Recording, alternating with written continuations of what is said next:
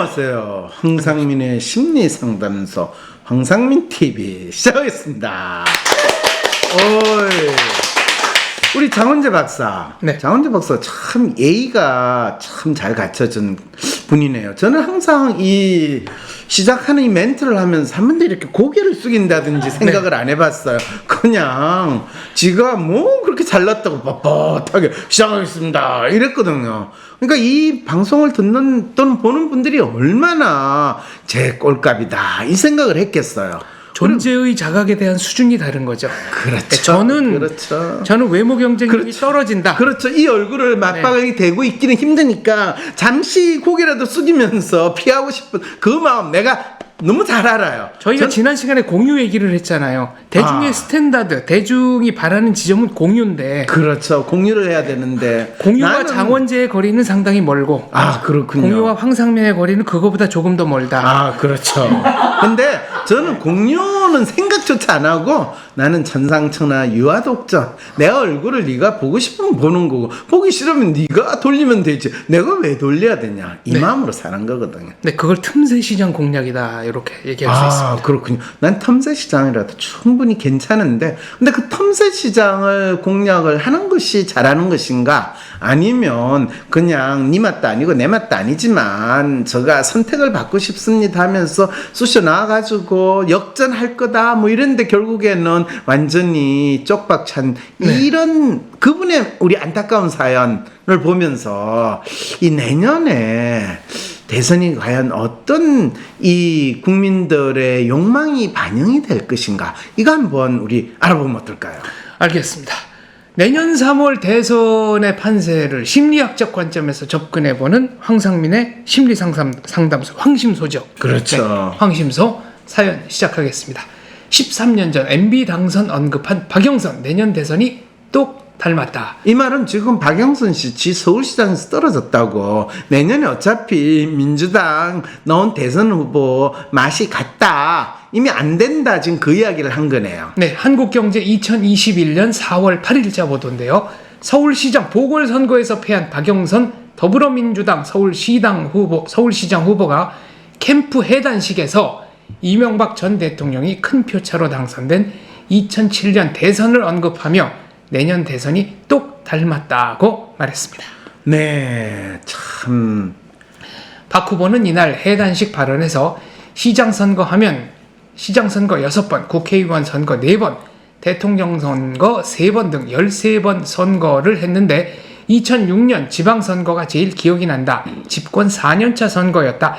처참했다고 회상하며 내년이 똑 닮은 대선이다. 2007년 대선도 생각하고 싶지 않다고 했답니다.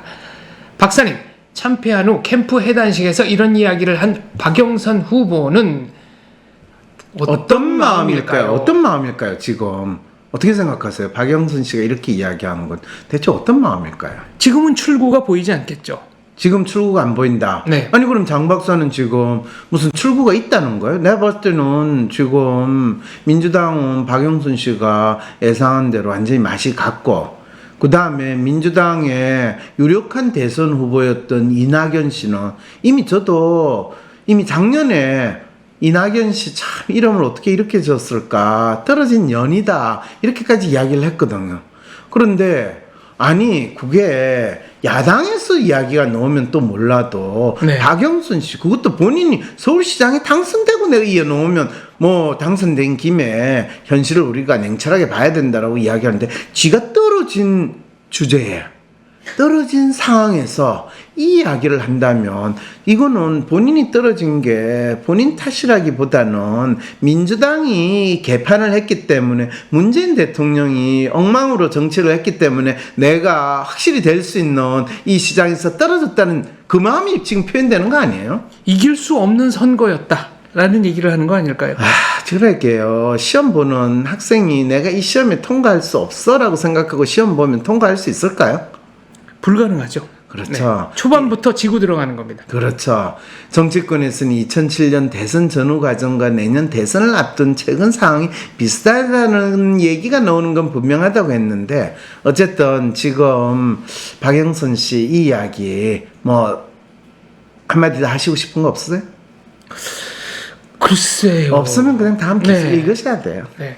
자, 이때도 민심은 노무현 정부의 부동산 정책, 경제 실책, 경포대 등을 둘러싸고 들끓었었죠. 당시 이명박 후보는 정부의 부동산 실적을 지적하면서 재개발 활성화 등 공약을 전면에 내걸었습니다.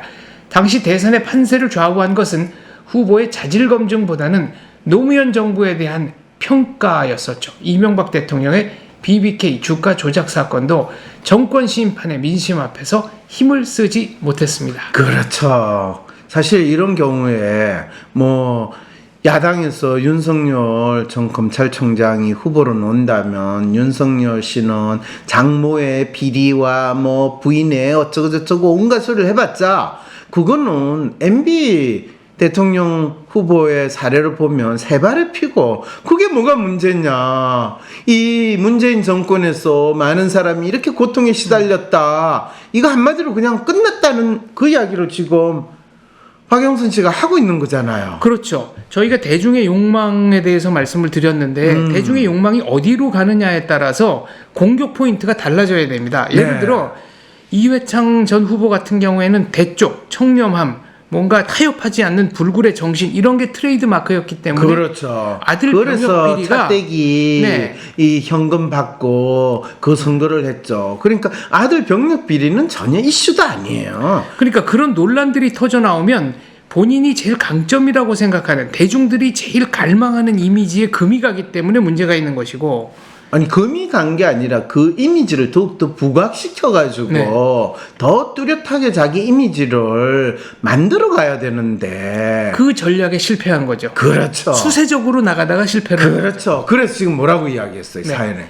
그래서 당시 여당은 네거티브 선거 전략을 전면에 내세웠다가 실패했다는 비판을 받았습니다.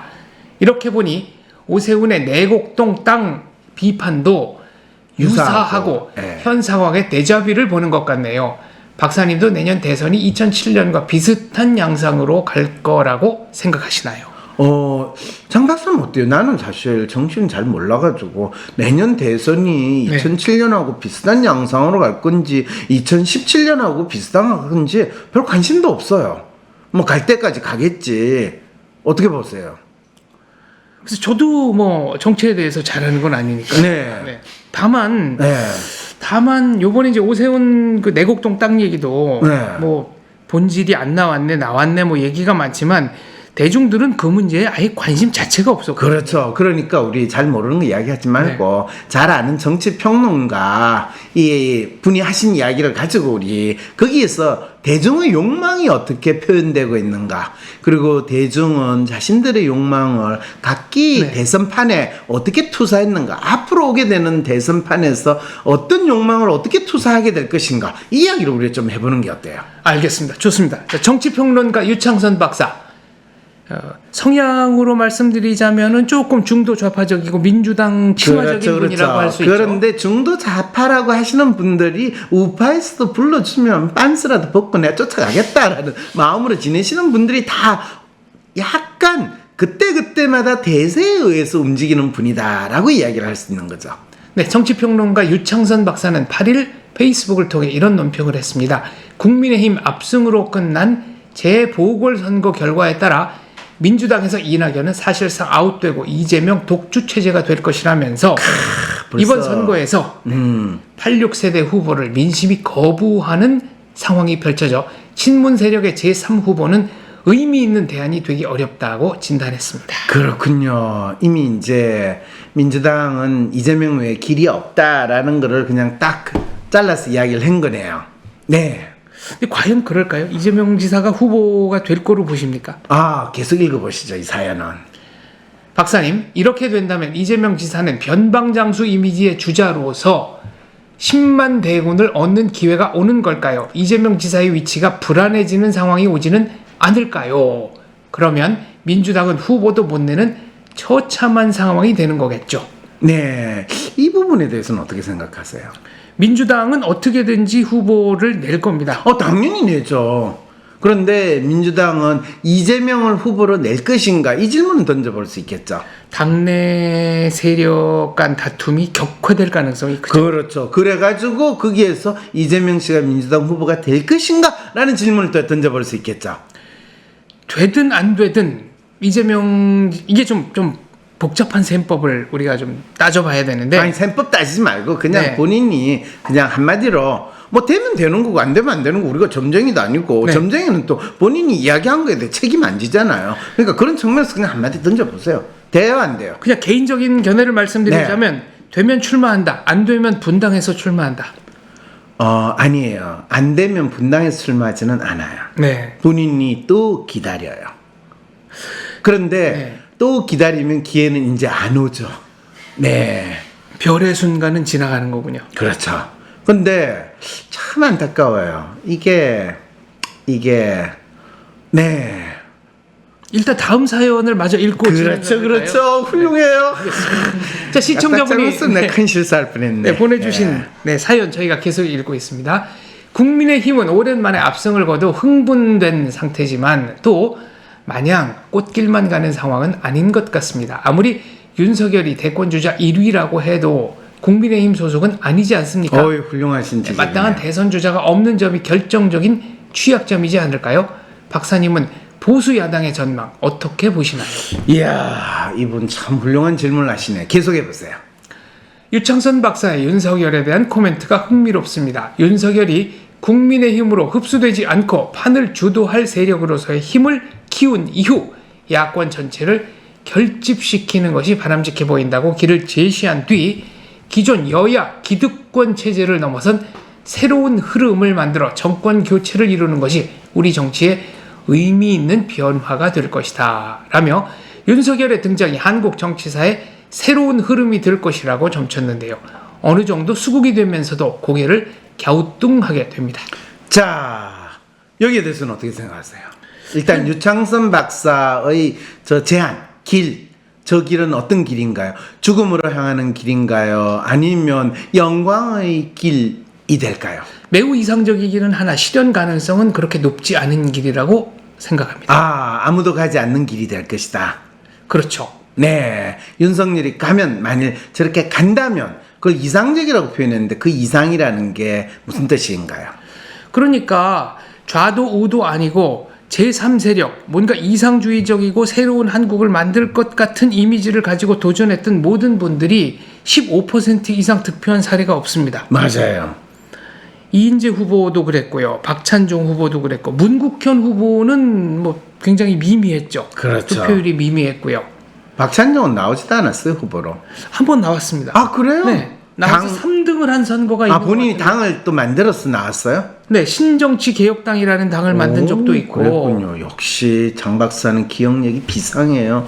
그리고 재밌는 건 정주영 씨가 나왔을 때는 네. 그래도 15% 이상 득표를 했잖아요. 그때 한 18% 했던 것 같은데. 통일국민당. 네. 그리고 이인재 후보도 국민신당을 만들어서 네. 500만 표 전후 득표를 했던 걸로 기억합니다. 그렇죠. 자, 그래서 끝까지 한번 읽어보세요. 사실 이 말씀의 주어를 바꾸면 이분이 말씀하셨네요. 1992년에 정주영, 1995년에 박찬종, 2007년에 문국현, 2012년에 안철수 등등에게 다 적용할 수 있는 말 아닌가요? 대선을 뛰려면 몇백억이 든다는데 윤석열이 혼자 할 수 있는지도 궁금하고 과연 윤 전 총장의 독자 행보 그리고 판을 주도하는 능력이 지속 가능할지 박사님 이번 주에 대선 레이스 관전 포인트 알려주세요.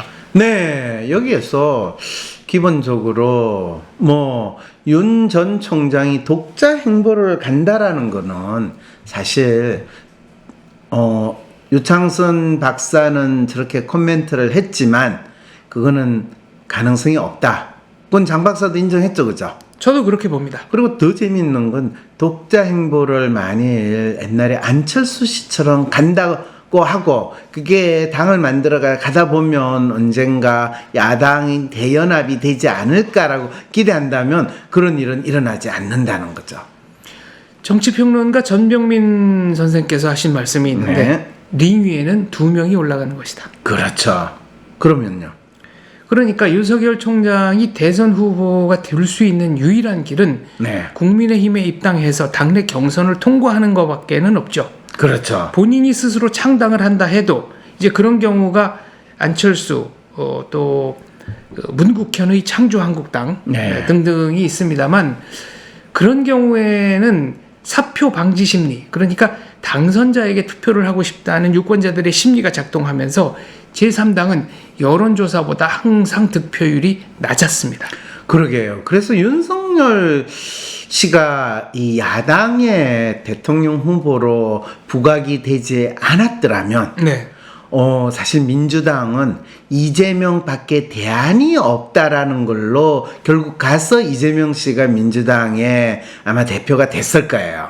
그런데 놀랍게도 윤석열 씨가 어떻게 행동하느냐에 따라서 이재명 씨의 가치가 달라지는 상황이 벌어지기 때문에 윤석열 씨가 대통령 후보로 더 부각이 되고 야당 후보가 되는 순간 이재명 씨는 여당에서 대통령 후보의 가치로 확 줄어버리는 놀라운 상황이 벌어지기 때문에 지금 여러분들은 이 대선 레이스를 흥미진진하게 지켜보실 수 있다. 이게 되는 거죠. 4월 17일 당신도 심리상담가가 될 수 있습니다. WPI 프로파일을 해석하는 능력, 나와 다른 사람의 마음에 대한 이해, 고민 속에 숨겨진 문제를 찾는 통찰력까지 얻으실 수 있습니다. 꼭 상담가가 되지 않더라도 WPI 상담 코칭 전문가 과정에 참여하시면 나의 삶에서 발생한 문제를 스스로 해결하고 직장 내 대인관계나 업무에 어려움이 있을 때 남다른 성과를 내는 데 활용할 수 있습니다.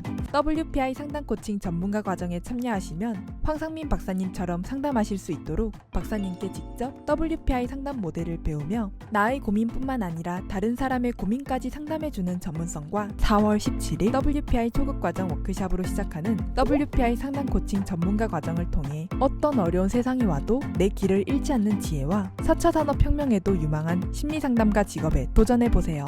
유튜브에 WPI 상담 코칭 전문가 과정을 검색해보세요. 신청 문의는 위즈덤센터. 4월 17일 당신도 심리상담가가 될 수 있습니다.